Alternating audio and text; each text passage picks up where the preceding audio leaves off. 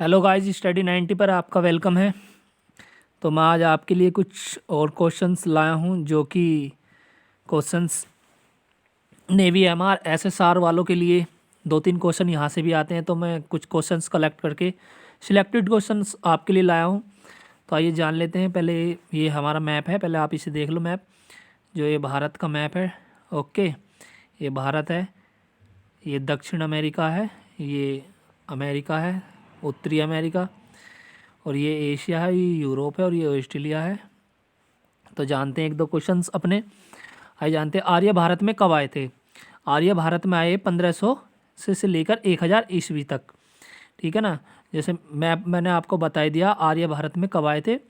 1000 आर्य भारत में आए थे 1500 ईस्वी से 1000 ईस्वी के बीच। दूसरा क्वेश्चन है, आर्य लोग भारत में कहाँ से आए थे।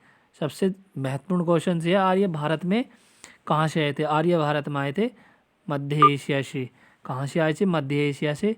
जो क्वेश्चन बहुत इंपॉर्टेंट क्वेश्चन हैं। थर्ड क्वेश्चन है, निम्नलिखित में से कौन सा वेद सबसे प्राचीन वेद है। तो कौन सा वेद सबसे प्राचीन वेद है? सबसे प्राचीन वेद है ऋग्वेद, फिर यजुर्वेद, सामवेद, अथर्ववेद।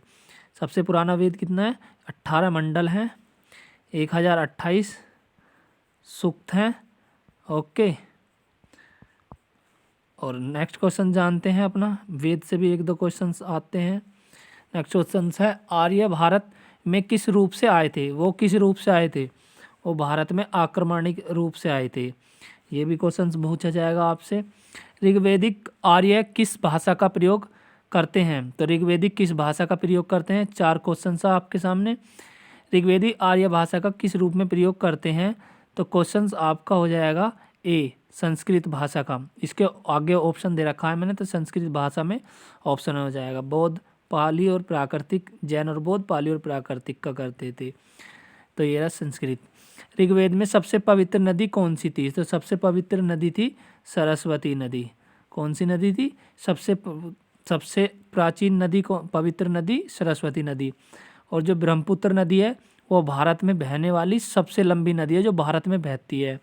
और भारत की सबसे लंबी नदी गंगा है, जिसकी लंबाई 2525 किलोमीटर है, और ब्रह्मपुत्र की 2980 किलोमीटर है, और सिंधु 2875 किलोमीटर है। ओके, अपना नेक्स्ट क्वेश्चन जानते हैं। हमारा नेक्स्ट क्वेश्चन है, तो सरस्वती इसका क्वेश्चन। नेक्स्ट क्वेश्चन है, जादू टोना का अध्ययन किस वेद में किया जाता है। क्वेश्चन सिलेक्टेड क्वेश्चन है, यहाँ से भी एक दो क्वेश्चन आने की क्वालिटी है। तो हमारा नेक्स्ट क्वेश्चन है, जादू टोना का अध्ययन किस वेद में किया जाता है। तो जादू टोना का अध्ययन किस वेद में किया जाता है? जादू टोना का अध्ययन किया जाता है सामवेद में। जैसे बंगाल, हमारा बंगाल है, तो वहाँ पर आज भी जादू टोने का कुछ अध्ययन है। बंगाल के अंदर सामवेद के अंदर जादू टोने का अध्ययन किया जाता है। और हवन सामग्री का ऋग्वेद के अंदर, अर्थवेद के अंदर, यजुर्वेद के अंदर आयुर्वेदिक चीज़ों का, और अर्थवेद के अंदर पढ़ाई लिखाई का। प्राचीन हिंदू विधि का लेख किसको कहा जाता है? प्राचीन हिंदू विधि का लेख किसको कहा जाता है? तो वाल्मीकि, वशिष्ठ, मनु, पणि। मैंने इसका क्वेश्चन आगे दे रखा है आंसर। तो प्राचीन हिंदू विधि का लेख किसको कहा जाता है? हिंदी के लेख कौन है? मनु। जो हमारे परमात्मा है वो है मनु हमारे लिए। ओके, मिताक्षरा के लेखक कौन है? मिताक्षरा के लेखक कौन है? तो आपके सामने क्वेश्चन है सी, मिताक्षरा के लेखक है विज्ञानेश्वर। कौन है? विज्ञानेश्वर। नेक्स्ट क्वेश्चन जानते हैं अपना आखिरी और नेक्स्ट क्वेश्चन हमारा, वैदिक युग के लोगों द्वारा सर्वप्रथम किस धातु का प्रयोग किया जाता है। जो वैदिक युग के लोग थे, वैदिक युग काल के लोग, वो कब हमारा, तो वो किसका प्रथम करते थे? वो करते थे चांदी का। ओके, तो किसका क्वेश्चन करते थे? हमारा क्वेश्चन हो जाएगा डी ऑप्शन हो जाएगा सही इसका। नेक्स्ट क्वेश्चन है हमारा, तो ये हमारा फिर से मैप है बस।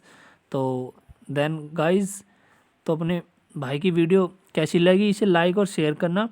और नेवी एमआर और एसएसआर और एसएससी जीडी की हिंदी के लिए मैंने प्लेलिस्ट तैयार कर दिया, उसमें आपके लिए गिर जाएंगी बुक। तो थैंक यू गाइज।